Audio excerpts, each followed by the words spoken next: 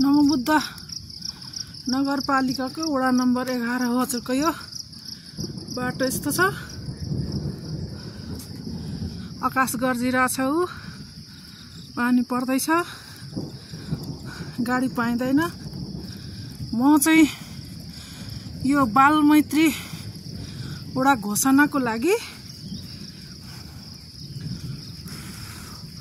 रणनीति योजना तर्जुमा गोष्ठी वडा कार्यालयले 11 बजेदेखि के अरे 12 बजेदेखि गर्ने भन्नुभयो।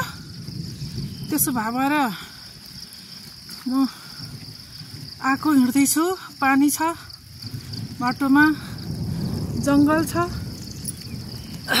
एक्लै छु। बालमैत्री सहजकर्ता नियुक्ति गरेको, तर बालमैत्री सहजकर्तालाई अब कता पठायो अफिसले त्यो पनि थाहा छैन। बालमैत्री सहजकर्ता गुमनाम छिन्।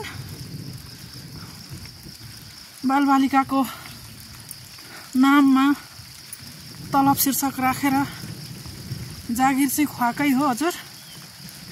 र यो बालमैत्री सहजकर्ताको टिओआर भित्र पर्ने कामहरू र मेरो शाखाको टिओआर भित्र पर्ने काम हो। घाम पानी अप्ठ्यारो बाटो भनेर बस्यौँ भने भोलिको यो देशका कर्णधारहरूको भविष्य अन्धकार हुन्छ।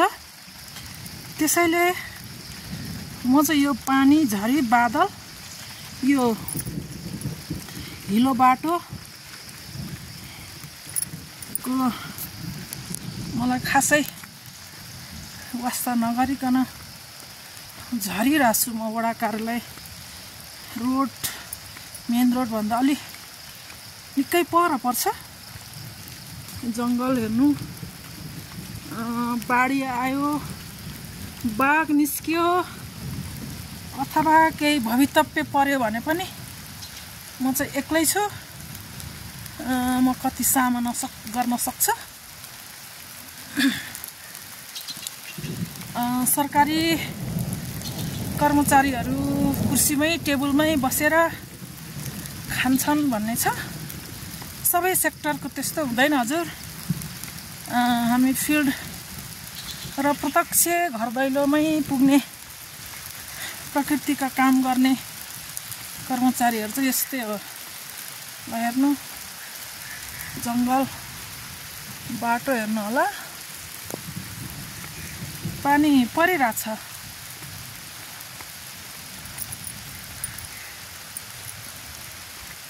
पानी परि नै रहेछ।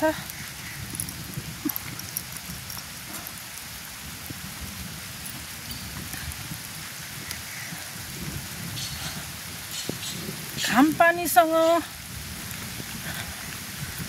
नडराएरै जागिर 30औं वर्ष लाग्यो र पनि फेरि उही क्रम जारी छ। म यतिखेर चाहिँ स्थानीय तहको कर्मचारी हुँ। स्थानीय तहमा त झन् अब के कुरा गर्नु।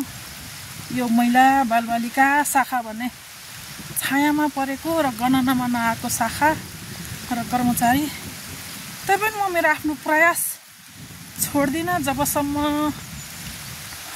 राज्यले यति वर्षसम्म काम गर्न पाउँछस् भनेर निर्धारित उमेर छ, त्यो उमेरसम्म छोड्दिनँ। किन छोड्दिनँ भन्नुहुन्छ भने म मेरो बाल्यकाल खेल्ने उमेरदेखि यो काममा जागिरमा प्रवेश गरेँ।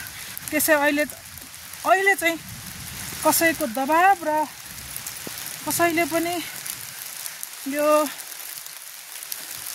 ठिक छैन भन्दैमा म आफ्नो पनलाई छोड्ने पक्षमा छुइनँ। पानी निकै दर्केको छ। यो पानी यतिखेर निकै पर्ने नै सुर गरिरहेछ।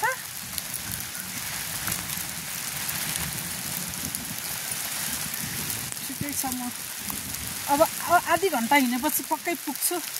मलाई वडाध्यक्षले आधी घन्टा लाग्छ भन्नुभएको छ। पहिलाको उपप्रमुख हुँदा चाहिँ म गाडीमा आएको थिएँ। यो बाटो हिँडेर आएको थिइनँ। अहिले चाहिँ अवस्था त्यो छैन। अहिले चाहिँ अलिकति त्यहाँसम्म पुऱ्याइदिनु न भन्दा पनि ड्राइभर दाइले नै म सक्दिनँ भन्नुहुन्छ, उपप्रमुखको ड्राइभर। त्यसै गरी अफिसको गाडीहरू यो हामीले चढ्न अलाउडै छैन। एक त अर्को कुरा चाहिँ अब मैले आज यता 11 आउँदाखेरि पानी पर्छ सोचिनँ।